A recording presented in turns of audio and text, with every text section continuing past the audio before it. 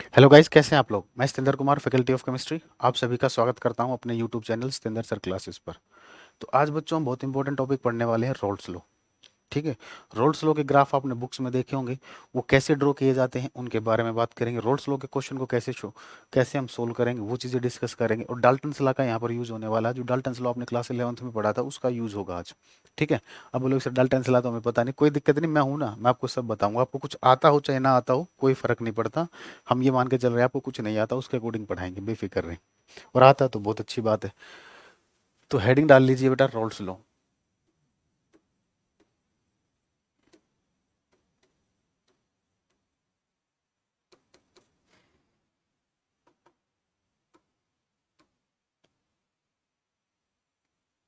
देखिए रोल्स ने क्या कहा था। हमने एक सॉल्यूशन लिया। हमने क्या किया, एक सॉल्यूशन लिया एक कंटेनर में।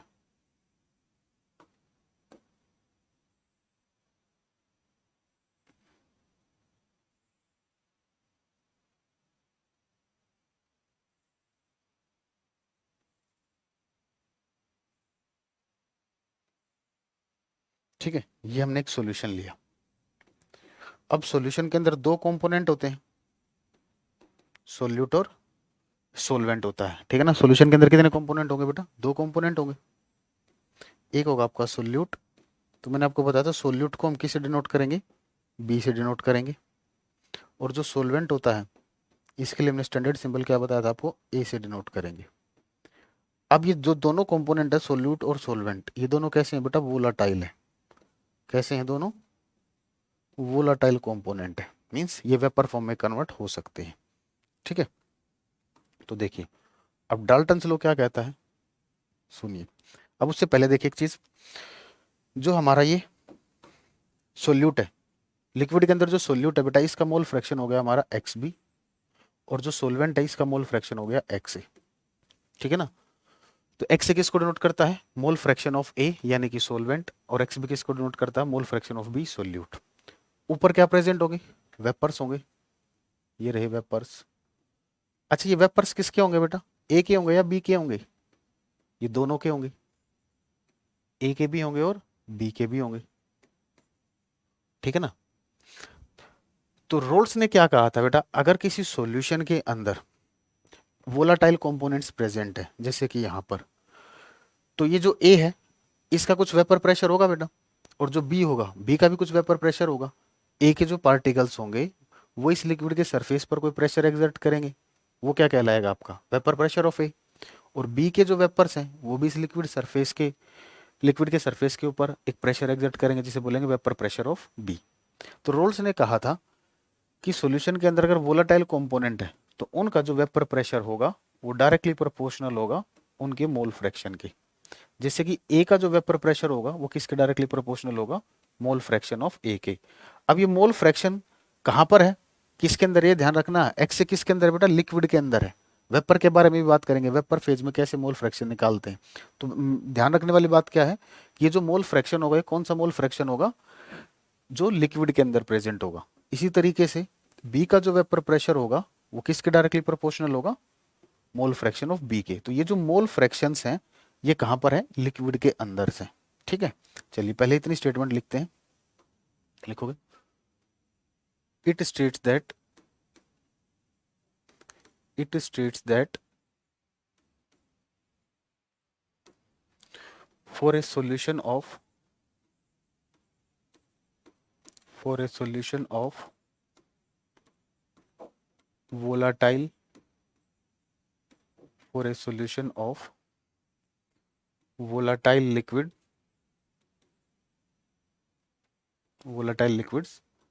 the vapor pressure partial vapor pressure the partial vapor pressure of a component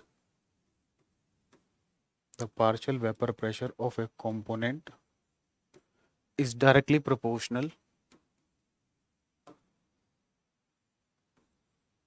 is directly proportional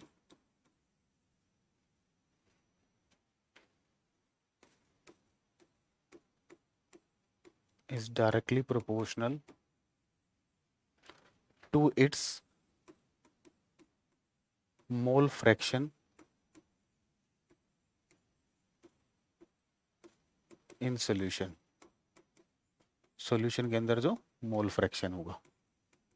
ठीक है, तो देखिए जैसे अगर हम ए की बात करें, ए का जो वेपर प्रेशर वो पी ए है, ये डायरेक्टली प्रोपोर्शनल होगा ए के मोल फ्रैक्शन के। इसी तरीके से जो बी का जो प्रेशर होगा, वेपर प्रेशर जो होगा वो डायरेक्टली प्रोपोर्शनल होगा उसके मोल फ्रैक्शन के। अगर हम इस डायरेक्टली प्रोपोर्शनल के साइन को हटाएं तो एक कांस्टेंट आएगा, ये आएगा पी नॉट ए एक्स ए।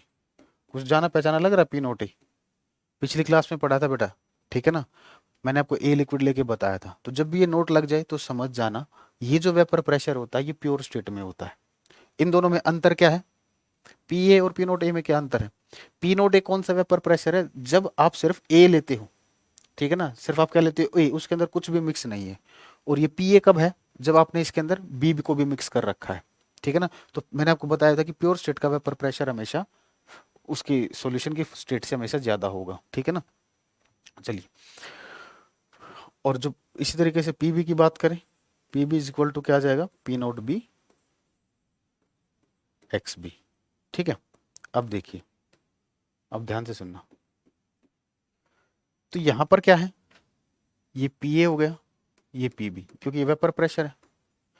अब डाल्टन्स ने क्या कहा था, सुनिए, डाल्टन्स ने ये कहा था अगर आप किसी कंटेनर के अंदर नॉन रिएक्टिंग गैसेस लेते हैं, किसी कंटेनर में क्या है नॉन रिएक्टिंग गैसेस लेते हैं, तो उस कंटेनर के अंदर जो टोटल प्रेशर होगा वो क्या होगा, हर एक गैस के पार्शियल प्रेशर के सम के बराबर होगा। ठीक है, थोड़ा बहुत याद आया होगा। तो अगर हम बात करें यहाँ पर वेपर स्टेट में हमारे पास दो कंपोनेंट है ए और बी। ए का वेपर प्रेशर कितना है पी ए, और बी का कितना है पी बी। तो इनकी फिजिकल स्टेट की बात करें तो फिजिकल स्टेट क्या है इनकी, गैसेस, और ये क्या है नॉन रिएक्टिंग, ये आपस में रिएक्ट नहीं कर रही, रिएक्ट करेंगे तो दिक्कत हो जाएगी। ये क्या है, ये आपस में रिएक्ट नहीं कर रही। तो यहाँ का जो टोटल वेपर प्रेशर आएगा क्या आएगा बेटा, वो क्या इन दोनों का सम आएगा डाल्टन्स के अकॉर्डिंग। ठीक है, तो ये आ जाएगा आपका total pressure, total vapour pressure. तो इसको हम पी से लिख देते हैं, पी एस बराबर आ गया P A plus P B.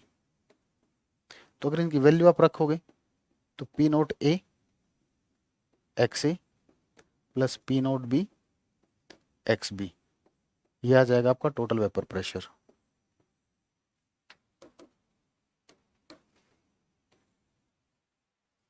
ठीक है, अब इस पर हम अभी और कलाकारी करेंगे। ठीक है, नोट कर चुके हो गए यहां तक, ठीक है ना। सारे सिंबल्स के मीनिंग में लिखवा दूंगा अभी। चलिए आगे देखिए, अब हमें पता है x A plus x B क्या होता है, 1 होता है। मोल फ्रैक्शन का सम कितना होता है बेटा, 1 होता है। जितने कंपोनेंट होंगे उन कंपोनेंट के मोल फ्रैक्शन का सम कितना होता है, 1 होता है। तो अगर मैं यहाँ से एक्स बी की वैल्यू निकालना चाहूँ तो एक्स बी की वैल्यू क्या आ जाएगी, 1 माइनस एक्स ए। ठीक है, तो इस वैल्यू को मैं यहाँ पर प्लेस कर रहा हूँ, एक्स बी की जगह क्या लिख सकते हैं हम, 1 माइनस एक्स ए। तो पी एस बराबर है P naught A X A plus P naught B, x B की जगह क्या रख देंगे हम, 1 minus x B.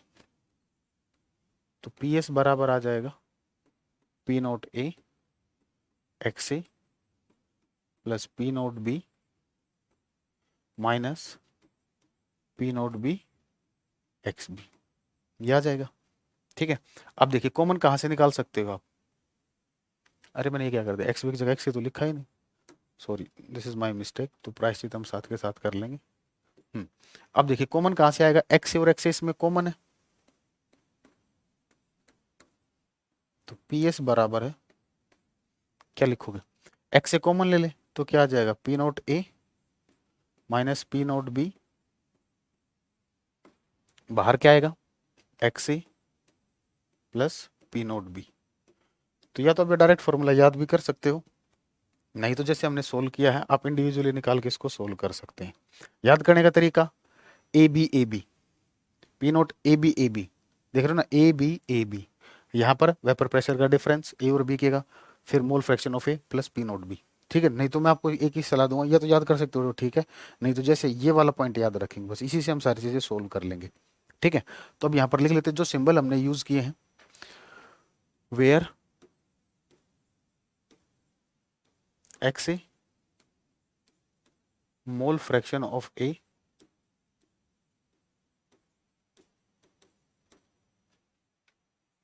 In liquid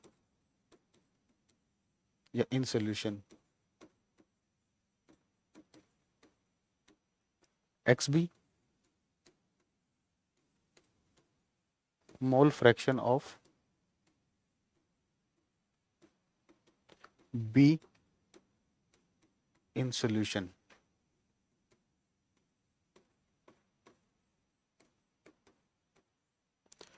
P naught A vapour pressure of A in pure state, vapor pressure of A in pure state,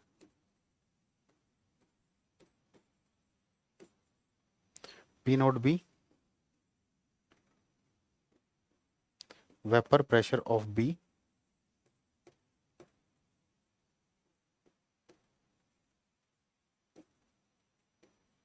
vapour pressure of B in pure state.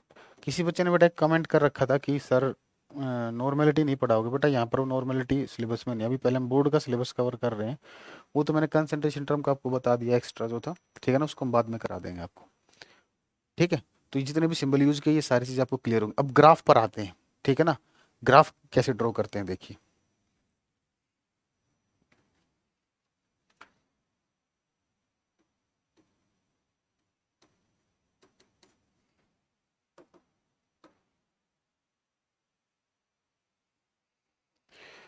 देखो हमारे पास पहली equation आई थी, फर्स्ट देखिए, P A किसके बराबर था, P naught A X ए, ये था। ठीक है, चलिए अब एक ग्राफ ड्रॉ करना मुझे,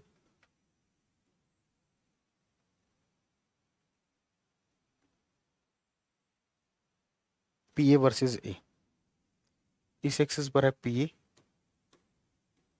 और इस एक्सिस पर है एक्स ए मोल फ्रैक्शन। ठीक है ना, मैं इसका ग्राफ ड्रॉ करना चाहता हूं। ठीक है, अब देखिए एक्स एक्सिस पर, एक्स एक्सिस पर क्या है हमारे पास एक्स ए, एक्स एक्सिस पर क्या है हमारे पास एक्स ए, ये कौन से एक्सिस पर है हमारे पास एक्स एक्सिस पर, ये कौन से एक्सिस पर है पी ए वाई एक्सिस पर। तो क्या मैं इसको ऐसे लिख सकता हूँ y equal to M X plus C, क्या ये वाली इक्वेशन इसको फॉलो कर रही है, प्लस जीरो कर दीजिए यहाँ पर, y इंटरसेप्ट कितना आपका जीरो। तो बेटा आपने मैथ में पढ़ा होगा कि एक स्ट्रेट लाइन की इक्वेशन है, कैसी इक्वेशन है स्ट्रेट लाइन की, यानी कि इन दोनों के बीच में जो ग्राफ बनेगा वो स्ट्रेट लाइन बनेगा। अब स्ट्रेट लाइन ऐसे भी हो सकती है, ऐसे भी हो सकती है, ऐसे भी हो सकती है, ऐसे भी हो सकती है, बहुत सारे तरीके हैं। तो अब देखिए अब ये कौन सी स्ट्रेट लाइन होगी, ये जो एम होता है ना ये स्लोप होता है, ढलान, स्लोप का मतलब ढलान। ढलान कैसे आएगी, या तो ग्राफ ऐसे बने या फिर ग्राफ ऐसे बने, तो ये ढलान आ जाएगी। तो यानी कि जो स्ट्रेट लाइन होने वाली है, स्ट्रेट लाइट होने sorry straight light straight line जो आने वाली है या तो वो ये हो सकती है या फिर वो ये हो सकती है। ठीक है, अब देखिए ये वाली स्ट्रेट लाइन कब होती है, जब स्लोप पॉजिटिव होता है, अगर एम की वैल्यू पॉजिटिव होगी तो ये वाला स्लोप होता है। ठीक है ना, और अगर स्लोप की वैल्यू नेगेटिव होगी तो ग्राफ आपका नीचे की तरफ आता है। ठीक है, तो यहां पर हम देख रहे हैं जो पी नोट ए है ये कैसी क्वांटिटी बेटा, एक पॉजिटिव क्वांटिटी है, यानी कि इसका स्लोप कैसा है पॉजिटिव। अगर पॉजिटिव स्लोप है तो पॉजिटिव स्लोप के लिए ये लाइन आएगी। ठीक है, अब ये लाइन बेटा आप देखो ये लाइन कैसे शुरू हो सकती है, ये लाइन ऐसे भी शुरू हो सकती है, या इस लाइन को हम थोड़ा ऊपर से शुरू कर ले। अब ये कैसे पता चलेगा कि ओरिजिन से शुरू करेंगे या ऊपर से शुरू करेंगे, या ऐसा भी हो सकता था नीचे से शुरू कर दें। तो ये यहाँ पर जो कांस्टेंट होता है ना, इस कांस्टेंट को देखते हैं, कांस्टेंट क्या है जीरो, यानी कि जीरो से स्टार्ट होगा, ओरिजिन से स्टार्ट होगा। तो यहाँ से क्या आएगा ग्राफ आपका स्ट्रेट लाइन आएगा, क्या आएगा स्ट्रेट लाइन आएगा। ठीक है, चलिए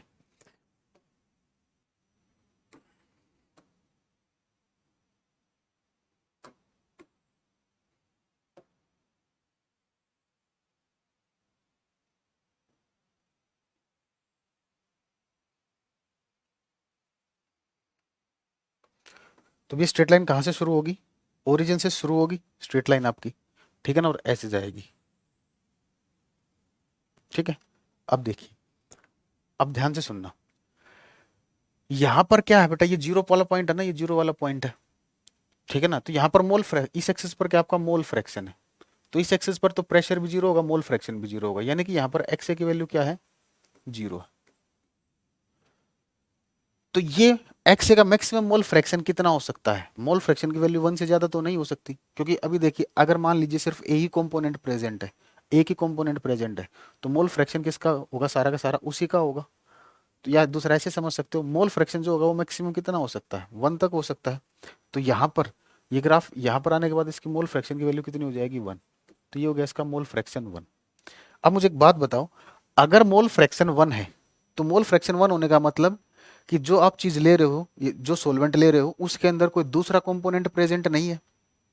अगर आप मोल फ्रैक्शन 1 ले रहे हो तो यानी कि वो एक ही कंपोनेंट है, ठीक है ना। मान ले, अब देखो, X A plus x B equal to, मैंने बोला था 1 है, हमने क्या दिया, एक्स ए की वैल्यू 1 हो गई। तो एक्स ए की वैल्यू 1 कब आ सकती है, जब एक्स बी क्या होगा, जीरो होगा, तभी ये 1 आ सकती है। तो अगर यहाँ पर एक्स बी नहीं है, तो इस एक्सिस पर हमने बताया था बेटा वेपर प्रेशर, ये क्या है, वेपर प्रेशर। तो यानी कि यहाँ पर यही लाइन एक तरीके से, ये भी वेपर प्रेशर की लाइन है, वर्टिकल लाइन क्या है आपकी, वेपर प्रेशर की। तो ये वेपर प्रेशर किसका डिनोट करेगा, ये पी नोट ए को डिनोट करेगा या नहीं, क्योंकि ए के कंपोनेंट है, ठीक है। तो ये आ गया पर, ये किसका ग्राफ आया है बेटा, पी ए वर्सेस एक्स का ग्राफ आया है, किसका ग्राफ आया, पी ए वर्सेस एक्स। अब दूसरा ग्राफ ड्रॉ करना है, दूसरा देखिए, पी बी क्या होता है, P note B x B होता है। मुझे जो ग्राफ ड्रॉ करने हैं उसे मुझे एक्स के रिस्पेक्ट में ड्रॉ करने हैं, ठीक है। तो जिसके लिए मैं क्या करता हूँ, एक्स बी को एक ही वेरिएबल को रखता हूँ, दोनों को ना रखे, एक्स बी को हटाकर मैं क्या लिख सकता हूँ, 1 माइनस एक्स ए लिख सकता हूँ, बिल्कुल लिख सकते हैं सर, मल्टीप्लाई कर दीजिए, P B is equal to आ जाएगा P note B, P B is equal to P note B minus P note B X A, ठीक है। चलिए अब ग्राफ ड्रॉ करते हैं इसका।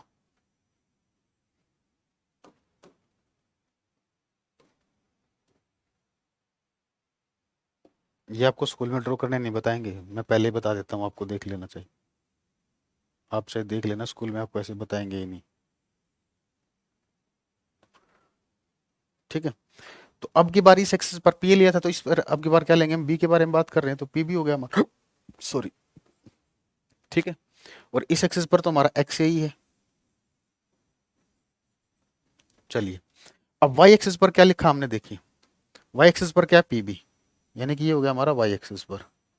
एक्स एक्सिस पर क्या हमारा ये है, Y is equal to M X, ये आ गया प्लस सी। अब देखो स्लोप कैसा है बेटा, नेगेटिव है, एम की वैल्यू क्या आई, minus P note B, slope negative है, तो अब की बार ग्राफ नीचे की तरफ जाएगा, स्ट्रेट लाइन नीचे की तरफ जाएगी, ठीक है ना। स्ट्रेट लाइन क्या होगी, नीचे की तरफ जाएगी, ठीक है ना। कहाँ से शुरू होगी वो भी देख लेते हैं, ग्राफ का इनिशियल पॉइंट कहाँ से पता चलता है, इस सी से पता चलेगा। इस सी की वैल्यू क्या है, पी नोट बी, सी की वैल्यू क्या है बेटा, पी नोट बी। तो पी नोट बी एक पॉजिटिव क्वांटिटी है, पी नोट बी एक पॉजिटिव क्वांटिटी है, यानी कि ग्राफ कहीं ऊपर से स्टार्ट होना है, और स्लोप इसका नेगेटिव है, तो ये ग्राफ कैसे जाएगा आपका,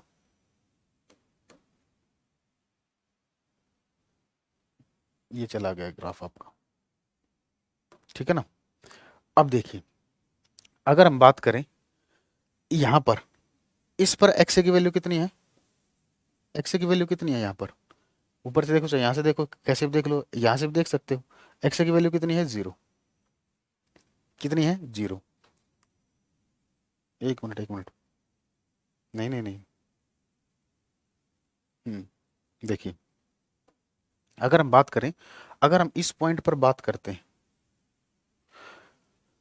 ठीक है, ये ग्राफ, ये पॉइंट किसको डिनोट कर रहा है, पी नोट बी को डिनोट कर रहा है, तो ये वाला पॉइंट हो गया आपका पी नोट बी, किसको डिनोट कर रहा है बेटा, पी नोट बी को डिनोट कर रहा है। यानी कि पी नोट बी कब होता है, जब ओनली बी कंपोनेंट प्रेजेंट हो, क्या ओनली बी कंपोनेंट प्रेजेंट हो, तो यहां पर ए कितना हो जाएगा, जीरो, ठीक है, बी कंपोनेंट है, ए क्या हो जाएगा 0, और यहां पर एक्स से कितना होगा 1, ठीक है ना।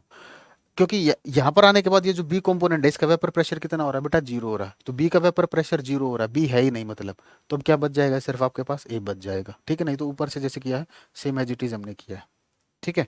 तो यहां से आप देख सकते हो। तो ये ग्राफ क्लियर है, कैसे हमने पी ए का ग्राफ ड्रॉ किया, कैसे हमने पी बी का ग्राफ ड्रॉ किया, ठीक है।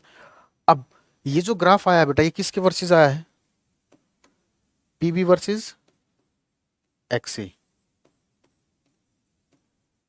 ठीक है।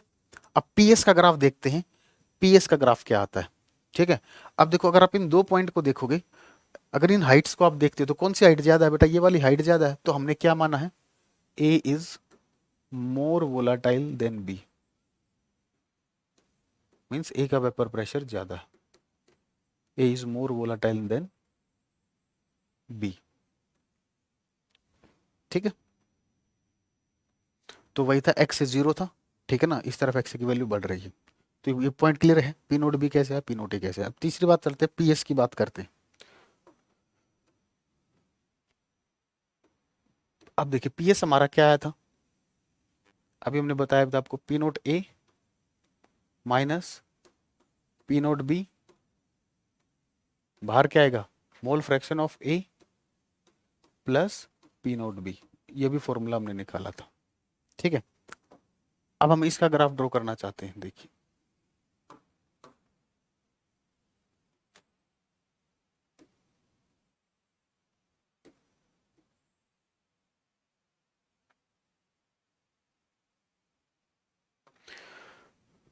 तो यहां पर हम क्या लेंगे बेटा, पीएस लेंगे, कलर चेंज कर लेते हैं, ये हो गया हमारा पीएस। यहां पर क्या था एक्स से 0 था, और इस तरफ एक्स से क्या था 1 था, ठीक है। और ये हो गया हमारा एक्स से, ये हमारी लाइन थी। अब देखो एक्स एक्सिस पर क्या हमारा पीएस, सॉरी वाई एक्सिस पर क्या हमारा पीएस, एक्स एक्सिस पर ये है, ठीक है। और ये क्या हो जाएगा M Y is equal to M X plus C, इस लाइन को इक्वेशन को फॉलो कर रहा है। अब देखिए मैंने क्या माना है बेटा, कौन सा वोलाटाइल ज्यादा माना है, ए को हमने ज्यादा वोलाटाइल माना है, और ए ज्यादा वोलाटाइल है तो पी नोट ए की वैल्यू क्या होगी बेटा ज्यादा होगी, ठीक है। पी नोट बी की वैल्यू कम होगी तो ऑल ओवर वैल्यू क्या आएगी पॉजिटिव आएगी।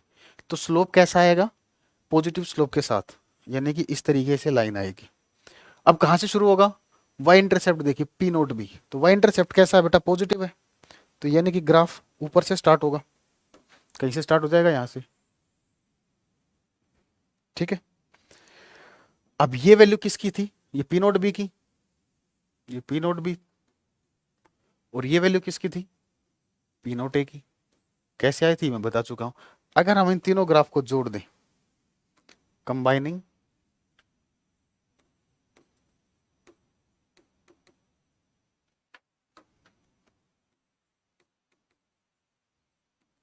फर्स्ट सेकंड एंड थर्ड,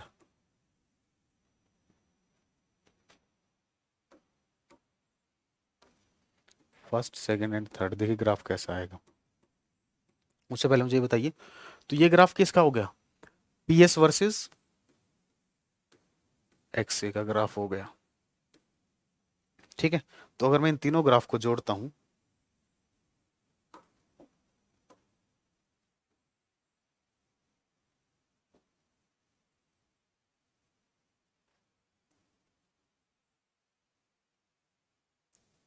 तो यहां पर क्या हमारे पास एक्स से कितना है 0 था, और यहां पर क्या था एक्स से क्या था हमारा 1 था। अब आप आगे लिख सकते हो, अगर एक्स से 0 है तो यहाँ पर एक्स भी क्या हो जाएगा 1 हो जाएगा, और अगर एक्स से 1 है तो एक्स भी कितना हो जाएगा 0 हो जाएगा, ठीक है। तो कैसा ग्राफ आया था, देखिए तीनों ग्राफ को जोड़ोगे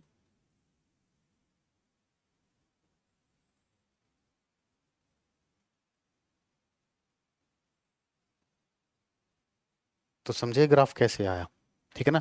एनसीईआरटी में यहाँ पर क्या दे रखा होगा वेपर प्रेशर दे रखा होगा, ठीक है ना। तो यहाँ पर ये क्या लिख देते हैं हम वेपर प्रेशर लिख देते हैं,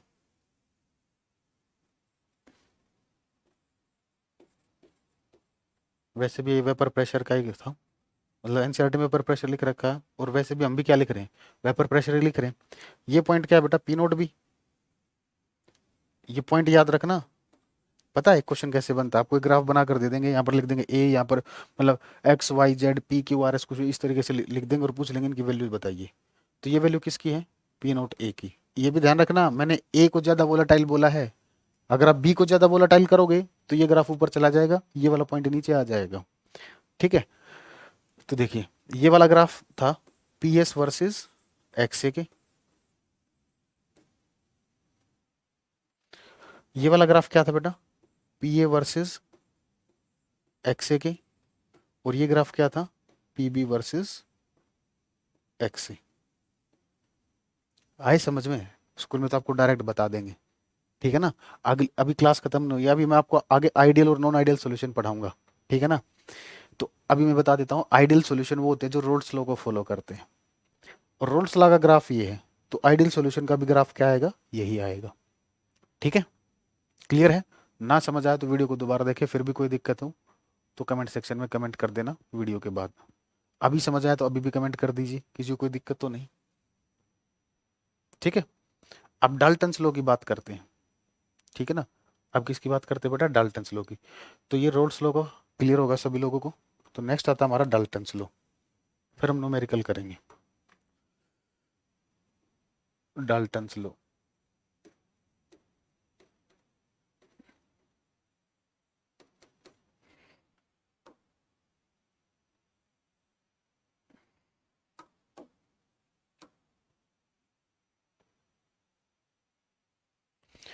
देखिए डाल्टन्स लॉ में बेटा कि फॉर्मूला आपको याद रखना है, डायरेक्ट उसने, ठीक है ना, ये डेराइव कर रखा है, क्लास 11th का फॉर्मूला है। ए का जो वेपर प्रेशर था, ये किसके बराबर होगा बेटा, total vapour pressure of solution, P S into mole fraction of A. बात करेंगे ये ए और बी क्या है, पी बी क्या आ जाएगा, total pressure of solution into Y B. अब ये वाई बी क्या है देखिए, जैसे अगर आपने एक कंटेनर लिया, कंटेनर में लिक्विड भरा था,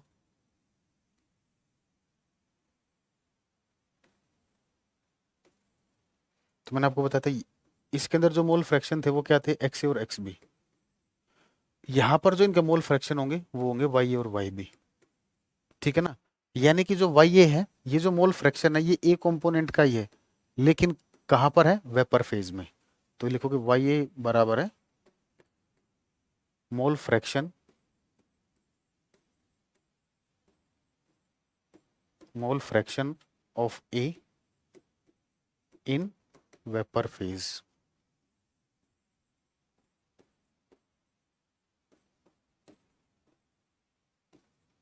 वाई बी क्या है, mole fraction of B, mole fraction of B in vapour phase. बस इस चीज का ध्यान रखना बेटा, गड़बड़ मत कर देना। ये ध्यान रखना कौन सा वेपर फेज में है, कौन सा लिक्विड फेज में है। और पीएस क्या है, ये पीछे भी शायद लिखना भूल गए थे, total vapour pressure of solution.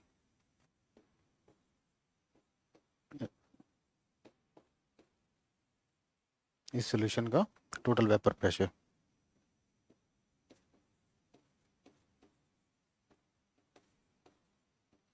ठीक है, तो मोल फ्रैक्शन का सम कितना होता है, 1 होता है, तो वो यहां भी काम करेगा, वाई ए प्लस वाई बी कितना हो जाएगा, 1 हो जाएगा।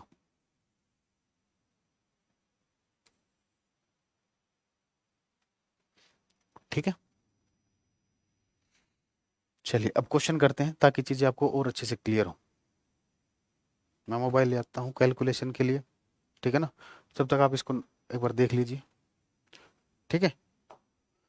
तो ये ग्राफ थे, तो यहाँ से हमने स्टार्ट किया था बेटा, यहाँ से रोल्स लॉ हमने स्टार्ट किया, मैंने आपको एक एक बारीकी से एक एक चीज बताई। यहाँ पर भी लिखना है तो पी एस लिख लीजिए, पी एस लिख देते हैं यहाँ पर भी, total vapour pressure of solution.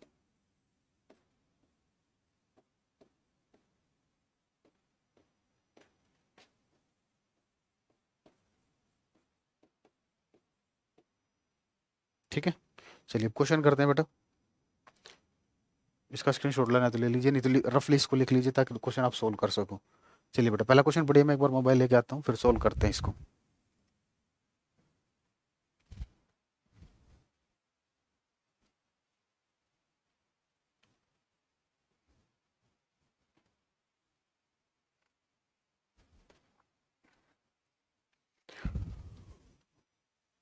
चलिए बेटा देखिए क्वेश्चन पढ़िए।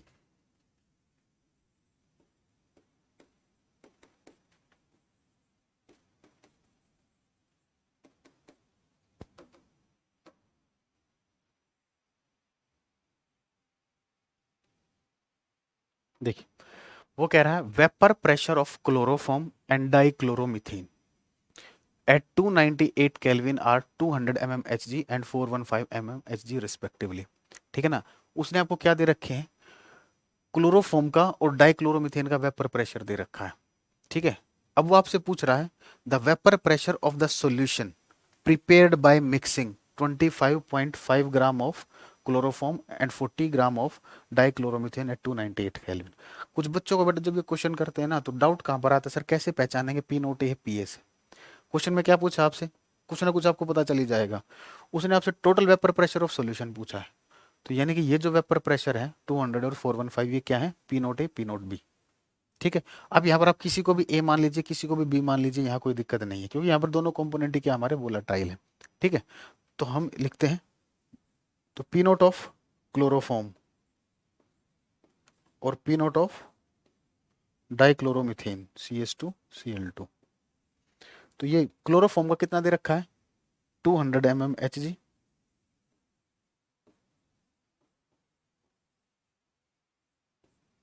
और एक दे रखा है 415 mm Hg।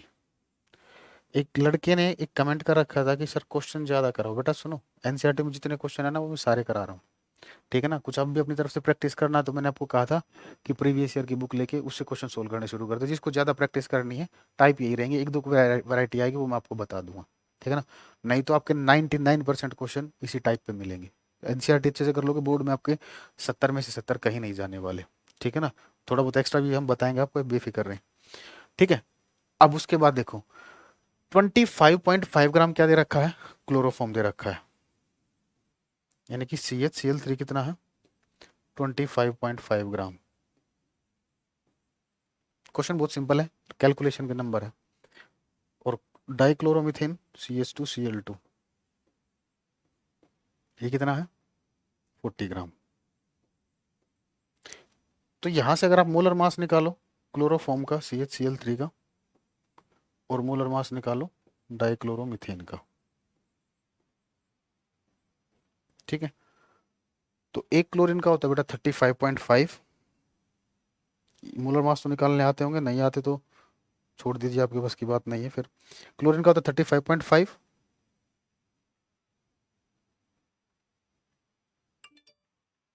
तो यह आ जाएगा 119.5 ग्राम पर मोल।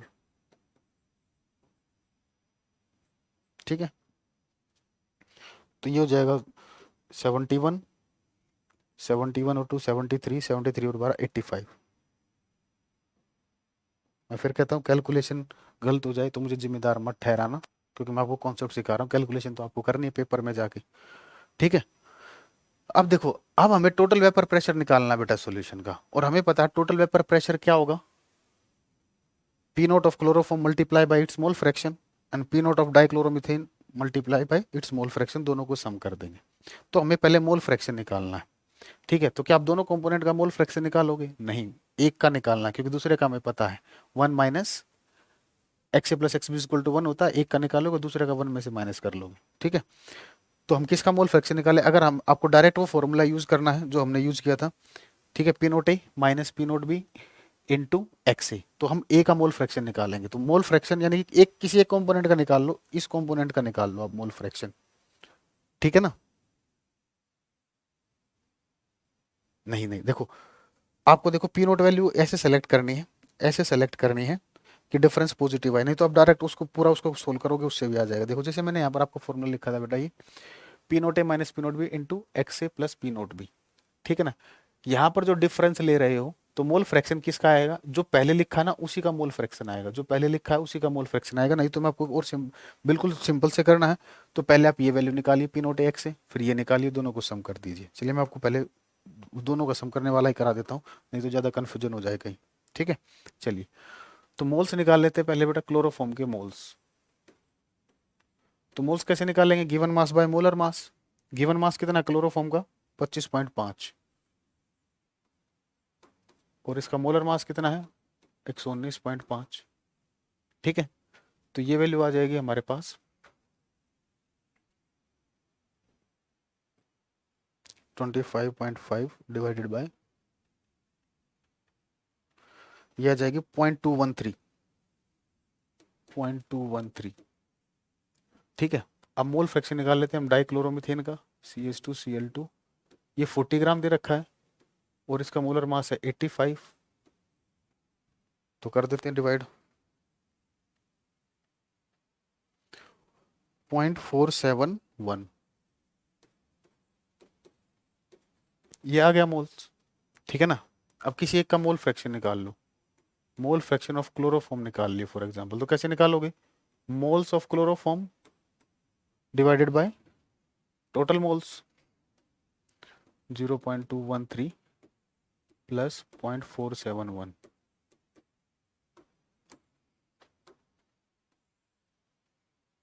ठीक है, चलिए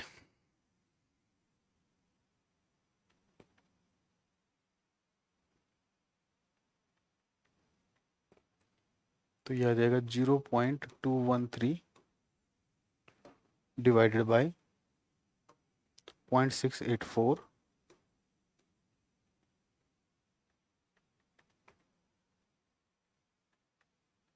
यह आ जाएगा 0.31।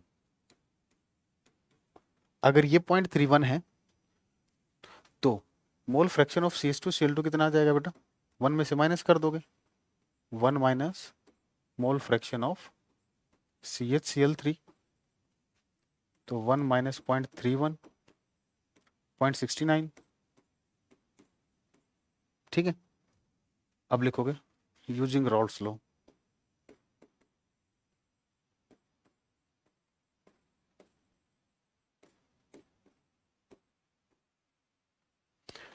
तो रॉल्स लॉ यूज करोगे तो PS किसके बराबर आएगा, ये पहला पार्ट है,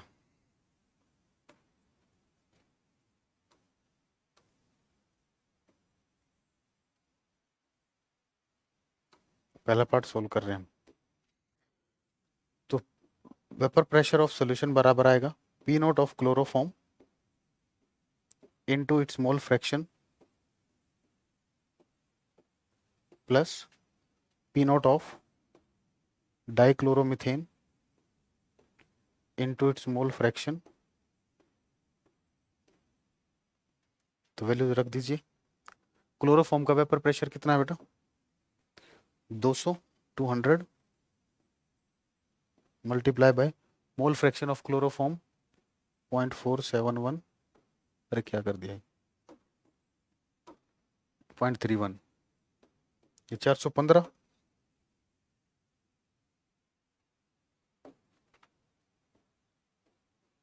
इंटू 0.69, पीछे MMHG लिखना है यूनिट्स के लिए। ठीक है, तो ये कितना आ जाएगा, ये 62 आ जाएगा, ये तो प्लस इसको मल्टीप्लाई कर लेते हैं,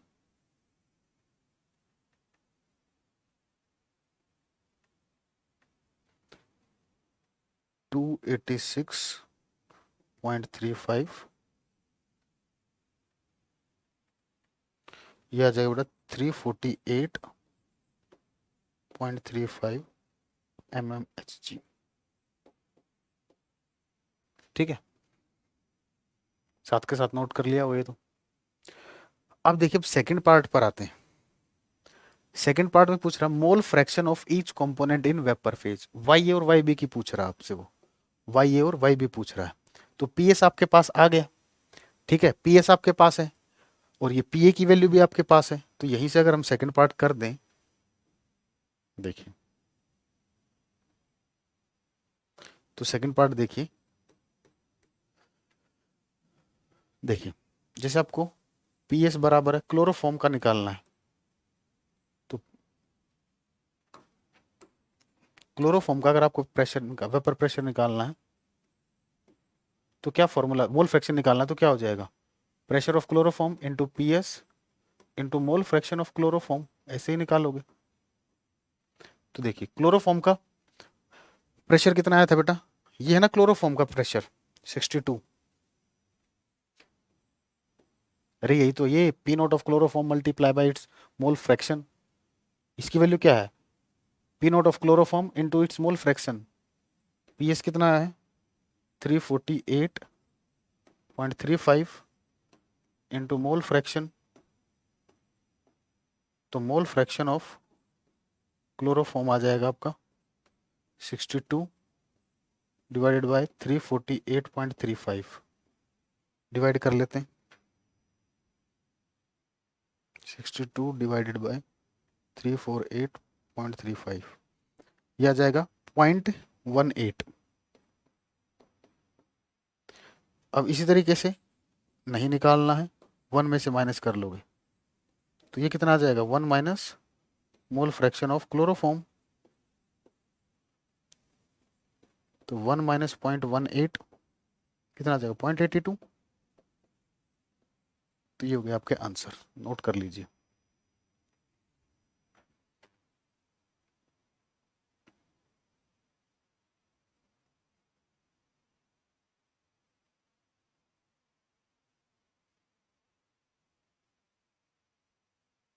ठीक है, ये क्वेश्चन आ गया बस, अब आगे कुछ नहीं, सारे आसान क्वेश्चन है। ठीक है, चलिए अगला क्वेश्चन देखिए, the vapour pressure of pure liquid A and B, the vapour question बड़ी, vapour pressure of pure liquid A and B given है, तो लिखिए पी नोट ए की वैल्यू आपको दे रखी है। अब एक क्वेश्चन में डायरेक्ट भी करके दिखा दूं आपको, दोनों में से जोन सा मेथड आपको ठीक लगे उससे आप कर सकते हो। तो पी नोट ए की वैल्यू कितनी दे रखी है 450 mmHg,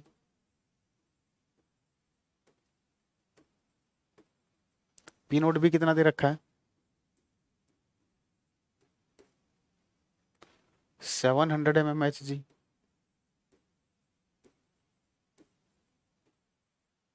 ठीक है। Find out the composition of the liquid mixture, composition of liquid mixture का मतलब क्या बेटा, आपको एक्स और एक्स भी निकालना है। ठीक है, टोटल प्रेशर आपको दे रखा है, वो कह रहा है total vapour pressure is 600 mmHg, 600 mmHg, ठीक है। और also find the composition of vapour phase, मतलब आपको एक्स ए निकालना, एक्स भी निकालना, वाई ए निकालना, वाई भी निकालना है। ठीक है, तो मैं डायरेक्ट अब मैंने आपको सिखा रखा है कि जब पहला क्वेश्चन सोल्व करते हैं मैं आपको पूरा तरीका सिखाता हूँ, अब अपने आप लिखना अकॉर्डिंग टू रोल्स लॉ, मैं डायरेक्ट कर रहा हूँ। ठीक है ना, तो अगर मैं डायरेक्ट फॉर्मूला लिखता हूँ पी एस बराबर है पी नोट ए, उस तरीके से भी बता दिया मैंने, अब दूसरा तरीका बता रहा हूँ, अगर डायरेक्ट फॉर्मूला यूज करना हो तो जो कंपोनेंट यहाँ लिखोगे, यहाँ क्या लिखोगे उसका मोल फ्रैक्शन, और आगे क्या लिखोगे vapour pressure in pure state, दूसरे कंपोनेंट का ए बी। ठीक है, तो पी नोट ए की वैल्यू कितनी है, अब देखो अगर हमने ऐसे लिखा तो अब ये फॉर्मूले में नेगेटिव वैल्यू आ जाएगी। ठीक है, तो हम क्या करेंगे, इसको चेंज करेंगे पैटर्न को, हम बड़े वाले को पहले लिखेंगे। ठीक है ना, पी नोट बी ज्यादा हमारा, तो हम इसको ऐसे लिख लेंगे P note B minus P note A, B A, अब बी लिखना है, बी का क्या आएगा मोल फ्रैक्शन प्लस दूसरे का क्या आएगा vapour pressure in pure state. ठीक है ना, या तो आएगा ऐसे लिखो, या तो आएगा ए बी, या आएगा बी ए। ठीक है, नहीं तो आप डायरेक्ट निकाल लीजिए, सॉरी वैसे निकाल लीजिए जैसे पीछे सिखाया आपको, या तो फिर डायरेक्ट फॉर्मूला यूज कर लीजिए। दूसरा तरीका पता है क्या है, अब आप फॉर्मूला यूज करोगे तो क्या करना आपको, जैसे ये फॉर्मूला हमने डिराइव किया था ना बेटा, पी नोट ए एक्स ए, मैंने डिराइव कैसे किया था, पी नोट ए एक्स ए, जिसको ज़्यादा दिक्कत हो डायरेक्ट समझ में ना आए तो उसके लिए बता रहा हूँ, P note B x B, ये होता है। ठीक है, अब हमें क्या है, हमारे पास पी नोट ए की वैल्यू भी है, पी नोट बी की वैल्यू भी है, और इस पी एस की वैल्यू भी है, ये दोनों हमें निकालने हैं। तो या तो आप एक्स ए की जगह 1 माइनस एक्स भी रख लीजिए, आपकी इच्छा है, या फिर एक्स बी की जगह 1 माइनस एक्स ए, ऐसा मत कर देना दोनों ही रख दो कहीं, दोनों ही रख दो तो यही इक्वेशन आ जाएगी, कोई फर्क नहीं पड़ेगा। या तो इसको बी में कन्वर्ट कर लो या इसको ए में, जैसे आपकी इच्छा हो। ठीक है, डायरेक्ट कैसे अगर डायरेक्ट फॉर्मूला लगाना है तो आप ऐसे लगा सकते हो, दोनों तरीके मैंने बता दी। तो पी नोट बी की वैल्यू कितनी है 700 माइनस 450, पी एस कितना है 600, ठीक है। पी नोट ए कितना है 450, ठीक है। तो ये 450 इधर आकर माइनस हो जाएगा, तो कितना हो जाएगा 150, ये कितना आ जाएगा 250 इंटू एक्स बी, तो यहां से एक्स बी कितना आ जाएगा 150 बाय 250, तो ये आ जाएगा 3/5, यानी कि ये आ गया 0.6। एक्स भी 0.6 आ गया, तो एक्स से निकाल दोगे, अब यहां निकाल देते हैं। तो एक्स की वैल्यू क्या आएगी 1 minus x B, x B कितना 0.6, तो ये कितना आ जाएगा 0.4 आ जाएगा, ठीक है। आप लोगों को मैं करके दिखा देता हूँ, कहीं आप पंगा ना खड़ा कर दो। 1 minus 0.6 is equal to 0.4, x भी आ गए। अब हाँ बेटा देखो एक चीज और, पिछले क्वेश्चन में जब ये यूज करो ना, तो सेकंड में आप ये बताओगे according to Dalton's law. Second हम यहाँ से शुरू कर रहे हैं, ठीक है ना, अकॉर्डिंग टू डाल्टन्स लॉ, ये बताना जरूरी है, आधा नंबर होता है इसका, मतलब फॉर्मूले का। ये लिख दोगे तो ज़्यादा बढ़िया रहेगा, एग्जामिनर को भी लगेगा हाँ बहुत बढ़िया लड़का, ठीक है। चलिए, तो अब पी ए किसके बराबर होता है बेटा, पी एस इंटू वाई ए, तो वाई ए की वैल्यू क्या आ जाएगी P A upon P S. P A कितना है, अभी तो निकालना पड़ेगा। पी ए की जगह क्या रखोगे, P note A X A, P note A X A, P A क्या होता है P note A X A, ठीक है ना, और पी एस अब वैल्यूज रख देते हैं। पी नोट ए कितना है 450, एक्स ए कितना आया था 0.4, और पी एस हमारा कितना था 600, ठीक है। इसको कैंसिल आउट करोगे,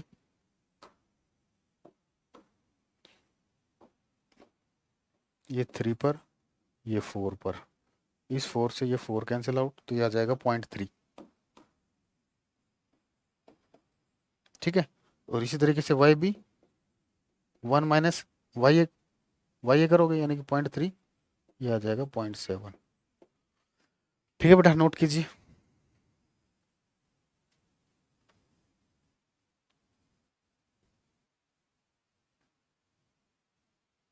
ठीक है ना, आंसर भी मैच कराता हूँ, ठीक ही मिलेंगे, कोई दिक्कत नहीं, पर वही है आपके कैलकुलेशन का ध्यान रखते हुए, इसमें दे भी रखा है या नहीं, नहीं दे रखे, यही आएंगे।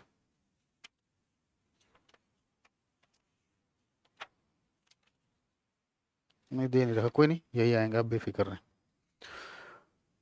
ठीक है। अगले क्वेश्चन की तरफ बढ़े, बस यही यही वैरायटी है, अब कुछ नहीं। देखिए अगला क्वेश्चन आप उड़ा दोगे देखते ही, क्वेश्चन पढ़िए अगले।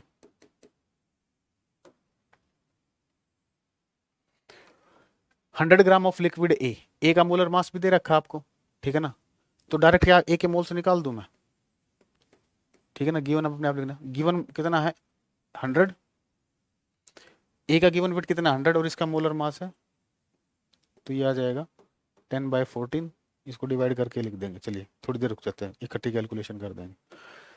100 gram of liquid A, molar mass 140 दे रखा है, was dissolve in 1000 gram of liquid B, 1000 gram of liquid B, B का मोलर मास कितना है 180, ठीक है। अब वो कह रहा है the vapour pressure of pure liquid B, pure B भी दे रखा है, पहले इसको कैलकुलेट ही कर लेते हैं। अब मैं ये टाइम बचाने के लिए कर रहा हूँ बेटा ऐसा, ठीक है ना, इतना तो आपको आ गया होगा, बेसिक से मैंने बिल्कुल पढ़ा दिया आपको, 0.714। नहीं तो अगर आपको ऐसे समझ में नहीं, पहले गिवन लिखिए जो गिवन है, फिर देखिए आपको कैसे सोल्व करना है। इन क्वेश्चन को दोबारा घर पे सोल्व करना आपको, ठीक है ना। और सबसे बढ़िया तरीका बताऊँ तो वीडियो को पॉज कर लिया करो, ठीक है ना, अपने आप करके देखा करो। सबसे बढ़िया तरीका पता है क्या है, जब भी क्वेश्चन आए उसको पॉज कर लो, ठीक है ना, फिर उसके बाद पहले उसको अपने आप सोल्व करके देखो जो गिवन है, फिर अपने आप सोल्व करके देखिए। आपका आंसर ठीक है तो बहुत बढ़िया, ठीक है ना, आपका तरीका मेरा तरीका मैच कर रहा है, बहुत बढ़िया, ठीक है। या आपका अलग है मेरा अलग है, तो आप वैरायटी भी सीख जाओगे, ठीक है ना, इस तरीके से किया करो।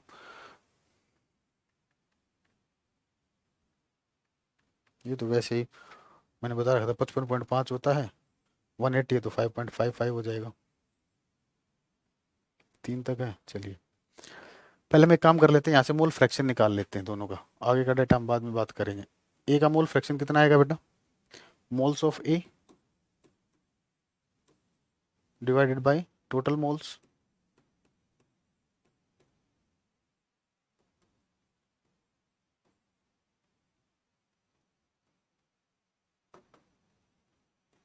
चलिए यह आ जाएगा 0.714 डिवाइडेड बाय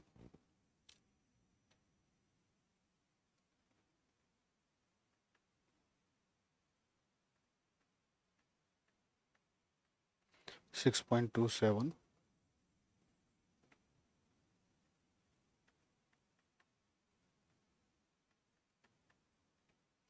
ये आ जाएगा 0.114। तो एक्स भी कितना आ जाएगा, 1 में से माइनस कर दोगे, 1 माइनस 0.114,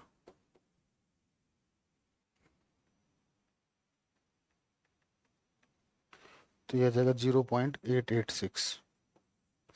ठीक है, दोनों के मोल फ्रैक्शन निकाल लिए। चलिए अब आगे पढ़ते हैं।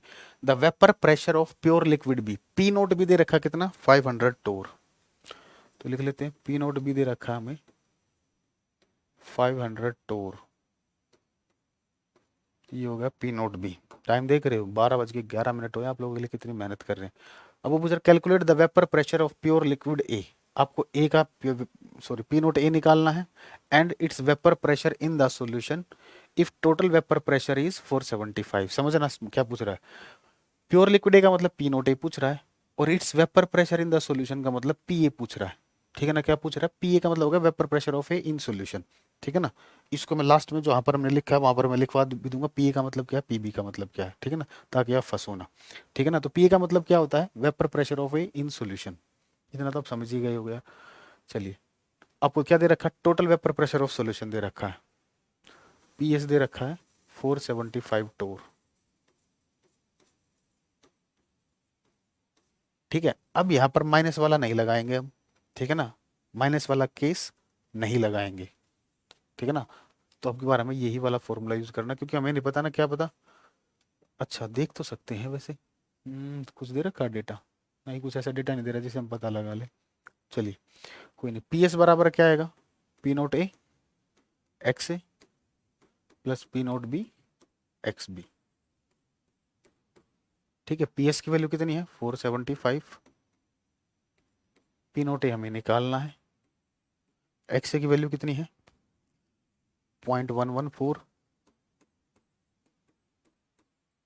Plus P note B 500 multiply by x B 0.886, यही है ना। ठीक है, तो इसको मल्टीप्लाई करते हैं, 475 बराबर है 0.114 पी नोट ए, ये वैल्यू आ जाएगी हमारे पास 443। ठीक है, तो इस तरफ माइनस हो जाएगा, कर दीजिए माइनस, 32 बराबर है 0.114 पी नोट ए, यूनिट लगा लेना बेटा, पी नोट ए की वैल्यू आ गई 32 डिवाइडेड बाय 0.114 mmHg।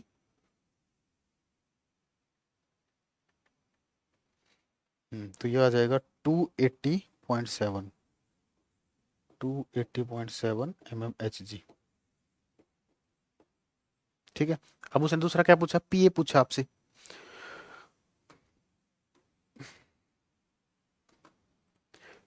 पीए आपसे पूछा है, तो पीए क्या होगा, P note A X A. ठीक है, पी नोट ए की वैल्यू कितनी आ गई,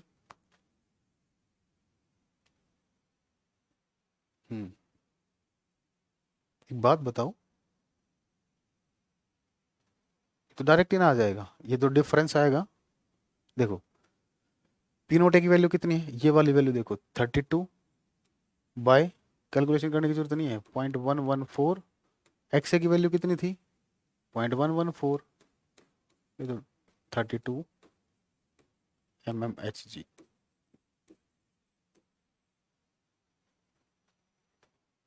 ठीक है,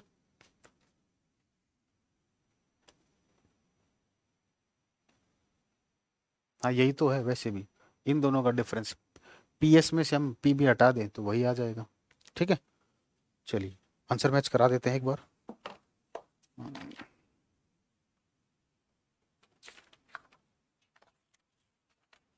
क्योंकि बेटा मैं आपके सामने ही सोल्व करता हूँ, ऐसा नहीं कि मैं पहले बैठ के सोल्व करता हूँ।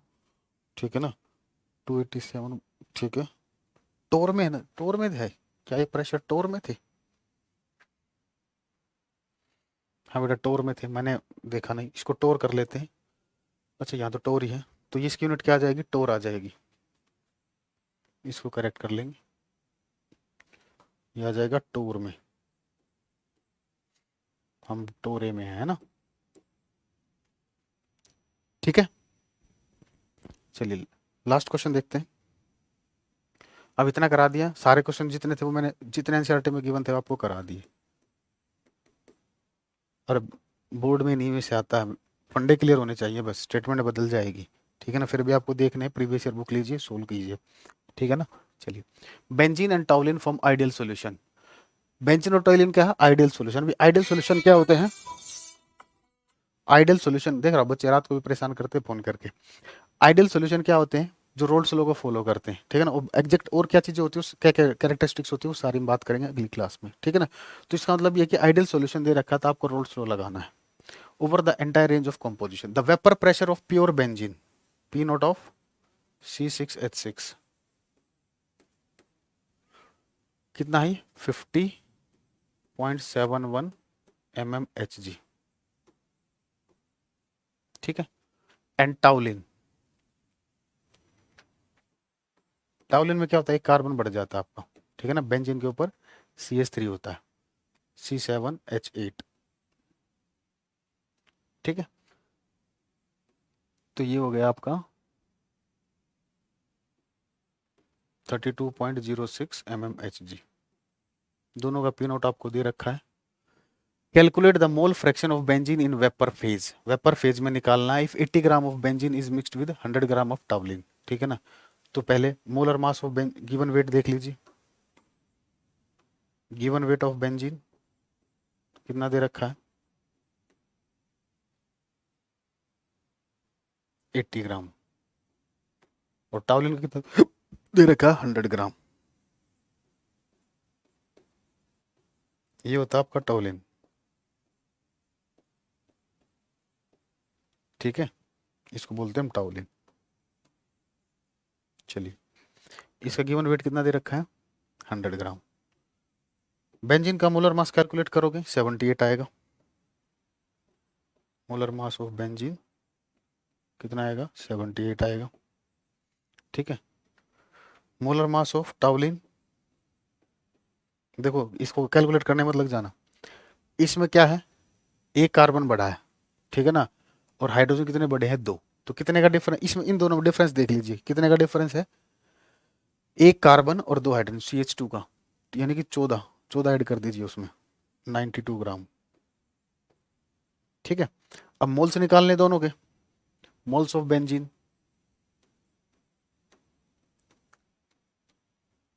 गिवन वेट है बेंजीन का 80, 80/78,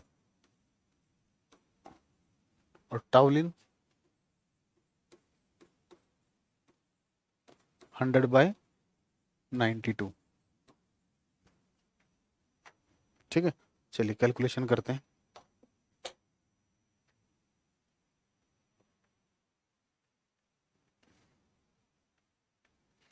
यह आएगा 1.03,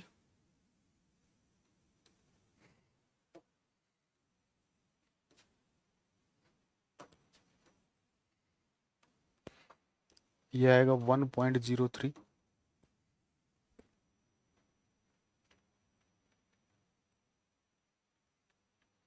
यह आएगा 1.09। ठीक है, अब मोल फ्रैक्शन निकाल लेते हैं बेंजीन का, तो क्या आ जाएगा, moles by total moles, 1.03 plus 1.09,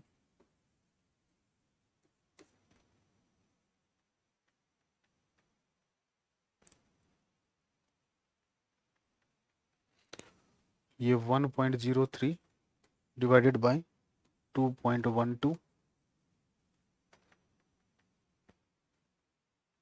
आपको बेटा मोबाइल से कैलकुलेशन नहीं करनी है, मैं फिर कह रहा हूँ, ये आ जाएगा 0.49, ठीक है ना, क्योंकि पेपर में कैलकुलेटर नहीं होगा।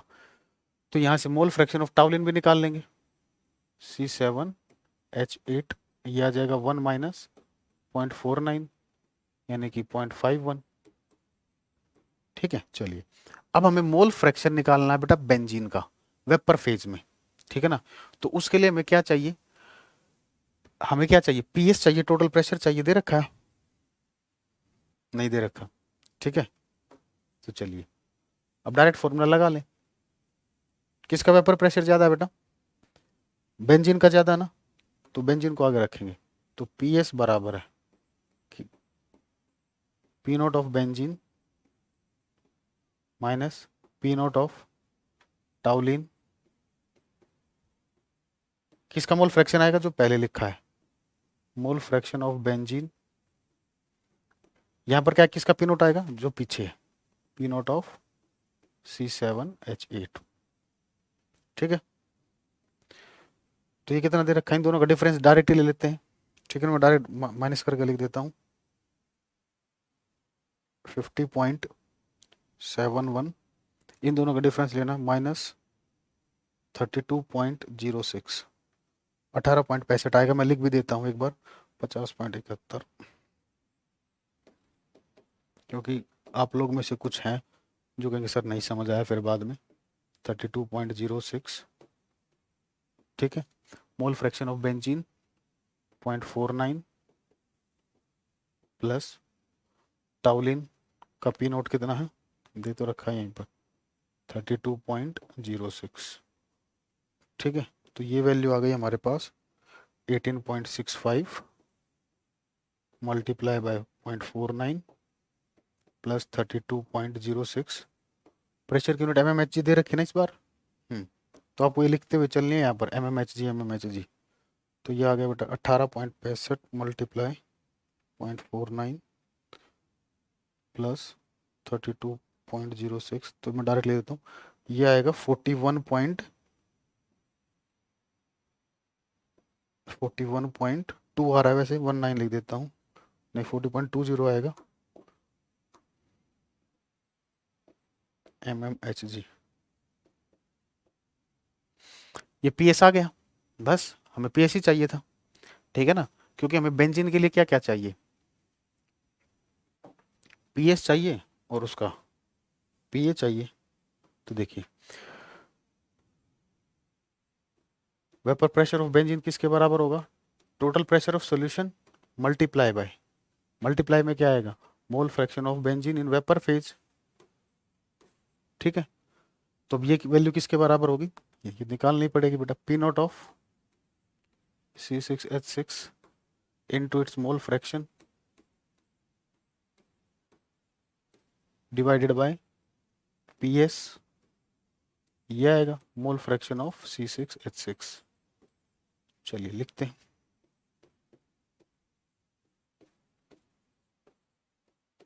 तो बेंजीन का पी नोट कितना है 50.71, 50.71, इसका मोल फ्रैक्शन 0.49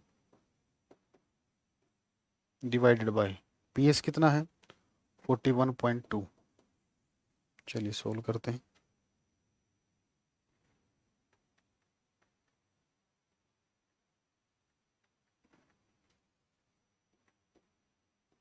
$24.85 डिवाइडेड बाय 41.2,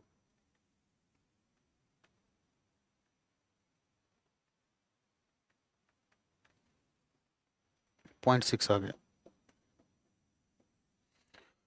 ठीक है बेटा। तो ये था हमारा रोल्स लॉ, ठीक है। कैसी रही क्लास आप देख लीजिए एक बार, मैं आंसर मैच करा देता हूँ। क्वेश्चन नंबर है एक्सरसाइज का 38, ताकि कोई कैलकुलेशन हो जाए। ठीक है, 0.6 ही है। ठीक है, तो आई थिंक रोल्स लॉ आपको समझ में आया होगा। हमारी क्लास भी 1 घंटा 5 मिनट। ठीक है, 1.5 घंटे की मतलब हमारी क्लास आपको पता ही है। जैसे क्वेश्चन के लिए मैं आपको टाइम बताता हूँ। ठीक है, चलिए। तो अगली क्लास बेटा बहुत अच्छी होने वाली है, और उससे अगली क्लास और भी अच्छी होने वाली है। ठीक है ना, अगली क्लास में हम आइडियल सॉल्यूशन पढ़ेंगे। उससे अगली क्लास में हम नॉन आइडियल सॉल्यूशन पढ़ेंगे। नॉन आइडियल में हम पॉजिटिव डेविएशन नेगेटिव डेविएशन पढ़ेंगे। ठीक है ना, और कोशिश करेंगे एजियोट्रॉप भी उसी में कवर कर लें, ताकि 2 क्लास में आपका हमारा ये पार्ट आधा पार्ट कंप्लीट हो जाए। फिर हम उससे नेक्स्ट क्लास में कोलिगेटिव प्रॉपर्टीज करें। एक क्लास में हम एक कोलिगेटिव प्रॉपर्टी डिस्कस करेंगे, तो 4 क्लास में नहीं, एक क्लास में हम एक करेंगे। एलिवेशन और depression in freezing point, elevation boiling point या डिप्रेशन फ्रीजिंग पॉइंट, ये हम दोनों एक क्लास में कर लेंगे 3। तो कोलिगेटिव प्रॉपर्टी में 3 क्लास लगेगी। एक पूरी क्लास हम वेंट फैक्टर पर रखेंगे, फिर चैप्टर हमारा खत्म। ठीक है, चलिए बेटा, तो आज हमने 12 स्लाइड की है। ठीक है, चलिए बेटा, तो मिलते हैं नेक्स्ट क्लास में। आप मन लगाकर पढ़ते रहिए। ठीक है ना, किसी को ज़्यादा प्रैक्टिस करनी है तो कोई सैम्पल पेपर लेने की जरूरत नहीं है। प्रीवियस ईयर की अपनी सीबीएसई बोर्ड की बुक ले लेना, जो सीबीएसई की तैयारी कर रहे हैं। ठीक है, नहीं तो जिस बोर्ड की तैयारी कर रहे हैं उसके प्रीवियस ईयर क्वेश्चन सोल्व कर ले साथ के साथ, तो उसको रिवीजन करने की जरूरत नहीं पड़ेगी। उसमें इतने क्वेश्चन होते हैं। ठीक है ना, कुछ अब कर लो, जो बच जाए वो बाद में कर लेना, और जो आपसे नहीं कर रहे उन पर स्टार मार्क लगा लेना। ठीक है, बाकी जो वैरायटी होंगी ना, जो प्रीवियस जो बाकी जो वैरायटी होती है वो मैं आपको लास्ट में करा दूंगा, बेफिक्र रहिए। ठीक है, लेकिन आप साथ के साथ करते रहिए। ठीक है ना, ताकि आपको बाद में जरूरत भी ना पड़े। ओके बच्चों, तो कैसा रहा सेशन, समझ आया या नहीं, बता दिया करो आप लोग। ठीक है, ताकि हमें भी पता चले कि, क्योंकि जैसे मैं यहाँ पर मैं शॉर्टकट, मैं पहली बार मैंने ये यूज़ किया, ये फॉर्मूला मैं यूज़ नहीं करता था, मैं प्रॉपर एक एक तरीके से बताता था। फिर मैंने सोचा ये शॉर्टकट पॉसिबल है, तो क्यों ना इसको समझाया जाए, इसको बताया जाए, ताकि बच्चे डायरेक्ट यूज कर सके। ठीक है, तो मैंने आपको दोनों तरीके बताए। ठीक है, okay guys, so this is for today, thank you, bye bye, take care.